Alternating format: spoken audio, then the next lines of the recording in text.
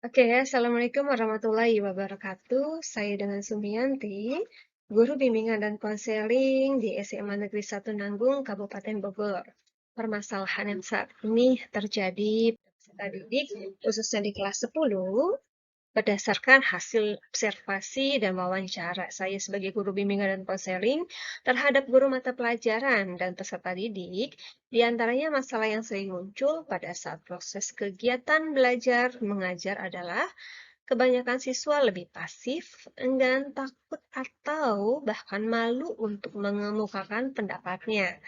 Keadaan seperti ini tentunya akan mengganggu kelancaran pembelajaran dan juga kreativitas peserta didik dalam kegiatan pembelajaran. Sebagian besar siswa merasa dan mengalami kesulitan dalam memahami materi pembelajaran yang diajarkan oleh guru, sehingga minat belajar siswa semakin rendah. Apabila hal ini dibiarkan terus-menerus akan menyebabkan siswa semakin mengalami kesulitan dalam pembelajaran dan memahami konsep-konsep yang ada dalam pembelajaran. Dan guru juga akan mengalami kesulitan dalam memberikan materi kepada siswa. Karena pembelajaran cenderung satu arah, sehingga pada gilirannya proses pembelajaran akan terhambat dan lambat. Oke, selanjutnya, akar permasalahan yang terjadi dari masalah yang ada, satu, sebagian besar siswa merasa dan mengalami kesulitan dalam memahami materi pembelajaran yang diajarkan oleh guru sehingga minat belajar siswa semakin rendah.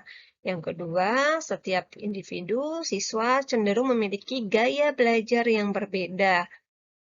Yang ketiga, pada saat proses belajar mengajar adalah kebanyakan siswa lebih bersifat pasif, takut atau malu untuk menyampaikan pendapatnya. Yang keempat, selama ini guru kurang menyadari hal ini, sehingga ketika proses belajar berlangsung, guru kurang memperhatikan nih jenis gaya belajar yang dimiliki siswa. Yang kelima, hasil belajar siswa yang masih rendah. Keenam adalah keberhasilan suatu pembelajaran dapat dilihat dari hasil belajar siswa. Artinya, hasil belajar siswa bisa digunakan untuk mengetahui sejauh mana gaya belajar yang diterapkan berjalan dengan baik. Alternatif solusi yang digunakan oleh guru bimbingan dan konseling atau dengan saya sendiri adalah dengan melakukan bimbingan secara kelompok dalam mengenali peserta didik terhadap gaya belajar yang sesuai dengan dirinya dan melakukan tes atau angket dalam mengetahui gaya belajar yang dimiliki masing-masing peserta didik. Hasilnya, setelah kita lakukan bimbingan kelompok kepada peserta didik dan mengetahui gaya belajarnya, di sini dengan peserta didik, guru bisa memahami metode gaya belajar dan media pendidikan yang cocok bagi peserta didiknya. Hal ini dituntut kreativitas guru dalam memvariasikan metode mengajar dan hal ini memilih media pendidikan.